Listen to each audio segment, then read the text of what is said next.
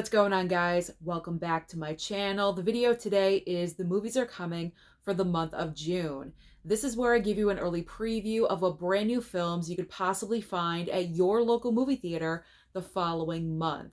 Beginning everything on June 6th, we have 5 brand new releases, starting off with Ballerina. Ballerina is coming to us from the world of John Wick, and this movie is starring Ana de Armas. Now, I am personally very excited for this movie because during summer, I love watching action films, huge, big blockbusters, and this is what Ballerina is going to be. Keanu Reeves is coming back to reprise his role as John Wick because Ballerina supposedly takes place between John Wick 3 and John Wick 4. And I am very excited because I've seen the trailer numerous times, and Ana de Armas in this movie just looks fantastic. Her fight sequences, just I'm so anxious to see them, and I just can't wait to see her kick butt for over 2 hours. So Ballerina is definitely at the top of my list for the month of June. The next movie releasing on June 6th is I Don't Understand You. And I'm not really sure if a lot of people know about this movie. This is a brand new horror comedy, and I have seen the trailer a few times. It has piqued my interest, so I'm possibly going to check this one out. I feel like either this movie is really going to get noticed and it will become popular over time, or people are not going to go and see it in the theater and it's just going to fade out and become forgettable. So it's going to be interesting to see how people respond to I Don't Understand You. The next film debuting on June 6th is a religious horror film called The Ritual. And get this, it's starring Al Pacino. Al Pacino in a horror film. Sign me up. I'm going to see this. It's also starring Dan Stevens, who I think is also a great actor as well. So I'm looking forward to seeing the combination of Pacino and Dan Stevens to see how they work together with their dynamic. But apparently, this is another religious horror film, another exorcism tale. But apparently, this is based off of the true life exorcism that happened that inspired the movie The Exorcist. If I'm remembering the trailer correctly, I believe that is what this is. So this movie could be interesting. It has a lot of interesting elements, especially with Pacino, so I'm going to go and check this one out. I don't usually go to the theater to see every single exorcism movie that comes out, but The Ritual has my interest. Now we have Dangerous Animals. And this movie, we have a psychotic Jai Courtney who is the captain of a boat. And from the trailer, he kind of lures people, like innocent people, couples, onto his boat. And then he goes ahead and feeds them to sharks. That's what I'm getting from this trailer. I don't know. This could be interesting. I love a great tacky shark movie, and this may be the tacky shark movie that I go and see in theaters. I don't normally go to the theater to see movies like this, but I'm open. I'm open.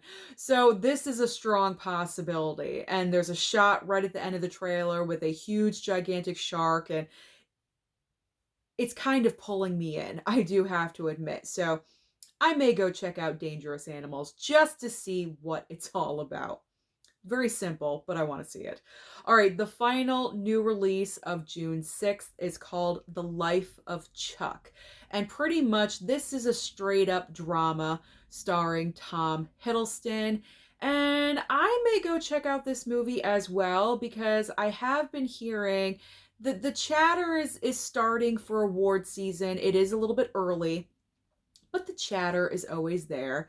And Mark Hamill is in this movie in a supporting role, and I've heard that his performance could possibly get him nominated during award season. And if that is the case, if the little chatter, the little buzz is there, I need to go and check out this performance. So that is probably like the sole reason why I'm going to see the movie, right now, but who knows? I may end up really enjoying the film.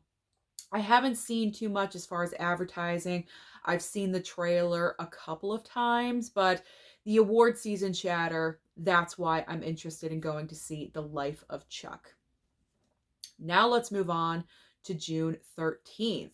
So the first movie we have is How to Train Your Dragon. This is the live action adaptation of the original animated How to Train Your Dragon, which I still have not seen. I do own the Blu-ray Steelbook, so this may be the perfect time for me to finally break out that Steelbook and watch How to Train Your Dragon. I have seen the trailer for the new version numerous times. It looks cute. It looks cute. It looks like it's going to be perfect for kids and families. So I may want to go and check this one out. So I like 90%, I will probably watch the OG, the original version, and then go and check out the live action. Even though I've heard that the live action pretty much is a shot for shot remake, kind of like Lion King 2019, but that's okay. I don't mind. I don't mind. I'm not as nitpicky as some other people about the whole, shot for shot thing. I don't know. I'll go and check it out. I will be open minded, but it looks pretty good. It looks decent. All right, now the next movie on the 13th, we have a romance. I'm not sure if this one doesn't seem like a quote unquote rom-com. It seems more like a straight up romance movie called Materialists. This is starring Dakota Johnson, Chris Evans, and also Pedro Pascal. And this movie is brought to us by Celine Song, who previously was responsible for Past Lives. And that movie was, recognized during award season. So Celine Song is definitely a very talented woman. And so because of that, because she does have the clout, previously with Past Lives, it makes me interested. It makes me more interested in this movie than if it was just, say, some random director. You know what I'm saying? Because it is coming from Celine Song, it makes me more interested in seeing Materialists. And I think I am going to check out this one because normally when it comes to, the rom-com romance thing, I'm not the biggest fan of movies like that, but this film from the trailer, it just seems like it's going, I hate to say more intelligent, but you know what I'm saying? It's not like a fluff romance movie.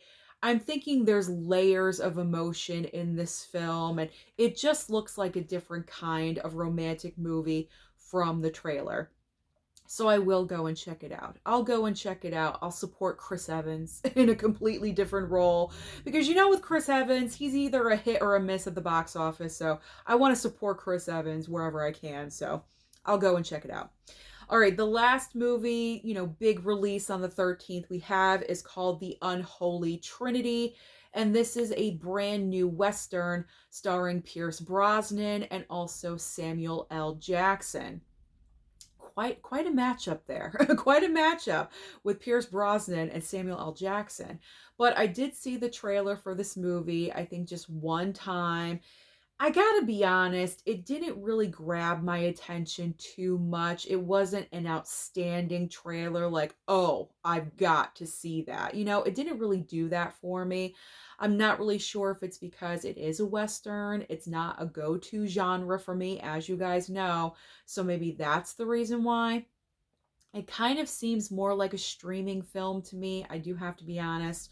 So I'm probably going to bypass on The Unholy Trinity because with 5 brand new releases alone at the beginning of June, I'm probably going to want to see all of those. And then, with the next week, it's just very crowded. So I'll probably bypass on The Unholy Trinity. I don't know. My attention just really isn't there for that movie. All right, now let's go to the next week in June, which is June 20th. So right off the bat, we have probably the most highly anticipated horror film of the year, besides Megan 2.0, which we'll talk about in a second, but 28 Years later. So we had 28 days later, 28 weeks later, and now we have 28 years later. I have not seen the two prior movies. I know. But I still want to go and check out 28 years later. Sorry. I still want to check out 28 years later because I feel like this movie is going to be such an awesome theater experience and I don't want to miss out on that. So even though I haven't seen the two prior films, that is not stopping me. I am still going to check out 28 years later. I will look up on IMDb or, any kind of, I'll just Google what happens in the first two movies to kind of catch up with everything. And so that way I can walk into the third film and know what is happening because I don't want to miss out on this. I think it's going to be great. So I am definitely going to check out 28 years later. Now we have a brand new Disney Pixar called Elio. I am probably going to bypass on this one because, animation is not a go-to for me, but I am being more open-minded, with animation. I am thinking about going to see Lilo and Stitch, even though that is live action. Stitch is still animated. So I'm thinking about that one. So it's not like a flat out no, but probably not. I have seen the trailer. It's not the most appealing Disney Pixar. I feel like Disney Pixar is on another level. Like those movies that are Disney Pixar have to be outstanding, fantastic. And I don't know, I'm just not getting that vibe from Elio. I mean, I think it will make money. Obviously, we're targeting children and families, but it's going to have competition with not only still Lilo and Stitch, but also How to Train Your Dragon coming out the week before. So I'm not really sure how Elio is going to perform. Plus, I do think this was kind of a mistake on Disney's part to release Elio so close to Lilo and Stitch because even though it's coming out like a month after Lilo and Stitch, Lilo and Stitch is still going to continue to dominate and bring in money. So I think Elio is going to be like an afterthought. That's just my personal opinion. I'm just not overly excited to check out Elio because with the trailers, it looks all right. It looks cute. It looks fun. But I don't know. It's just not really grabbing me totally. You know what I'm saying? So probably going to bypass on that one. And then we have Bride Hard. Have you seen the trailer for this movie? If you haven't, you should be thanking your lucky stars that you've not seen the trailer for this movie. This is the definition of a girls' night out film. You have Rebel Wilson in this movie, also Anna Camp from Pitch Perfect. So it's kind of like a Pitch Perfect reunion here. And Anna Camp is the bride in the movie. She's getting married, and her maid of honor is Rebel Wilson. So not only is she the maid of honor, but she's also, in her career, she is a spy, if we want to believe that. And apparently during like the wedding weekend or whatever's happening in this film, something occurs where Rebel Wilson has to like expose herself and be the spy that she is. It's ridiculous. It is such a ridiculous trailer. It's good. I was cringing. It is so cringy. It is unbelievable. I think this is the first movie of this year, or I should say the first movie trailer of this year, to actually make me say, yikes, like after I watched it for the first time.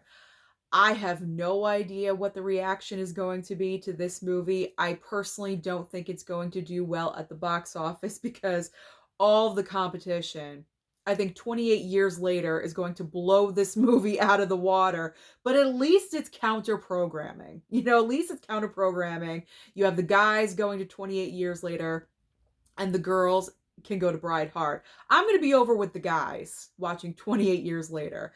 I don't know if I'm going to go and check out Bride Hard. I mean, this is what I talk about. This is what I'm into, but I don't know. I don't know. It just looks like a really, really bad movie. So I'm not really sure. That's a question mark. That's a question mark for me right now. If I go do it, if I do, strike that, reverse it. If I do go and see it, please pray for me. Pray for me. All right. Now let's talk about the last Friday in June. We have two major main brand new releases. This is great counter programming as well. The first movie on the 27th is F1, and this is a brand new film starring Brad Pitt. He is racing cars in this movie. He gets teamed up with a younger, kind of just more show offy, younger car racer, and they're forced to be on the same team together. So there's like a little bit of competition between them. This looks like a great movie, and it's from the same director as Top Gun Maverick. I thought Top Gun Maverick was fantastic. It was brilliantly done. It was a great film. And so I have the same expectations for F1. And I am definitely going to see this with my dad, because my dad loves cars. He loves racing. He used to race cars back in the day when he was younger. So I already know he wants to go and see this without a doubt. So he and I will go out and have a daddy-daughter day of fun, probably lunch and a movie, whatever, and we'll have a great time together. So I'm definitely going to see F1. And then on the same date, we have Megan 2.0. Now, I've seen the trailer for this movie probably at least 5 times, between 5 and 10 times actually. And man, this movie, this sequel is on another level. You can tell that Blumhouse gave Megan 2.0 a little bit of extra money in the budget, because everything just seems more grand in scale. And so it's going to be interesting to see how this movie is going to perform up against F1 and then also previous movies releasing earlier in the month. But I mean, the success of the first film, I think, is pretty much going to guarantee success and beyond for Megan 2.0. I think, the fans of the first film that just really love the movie, they are going to come out and check out the sequel. So I'm going to check it out as well. I have to. I have to. I have to know what happens with this movie. I mean, it's just so ridiculous. The trailer just seems so ridiculous, so I gotta check it out. But it seems ridiculous on a very fun level. So those are all of the major brand new releases that you could expect at your local movie theater the following month in June. Comment down below and let me know, out of all of these movies that I described and talked about, which ones are you most interested in seeing. Don't forget to like and subscribe before you leave, and I'll see you next time.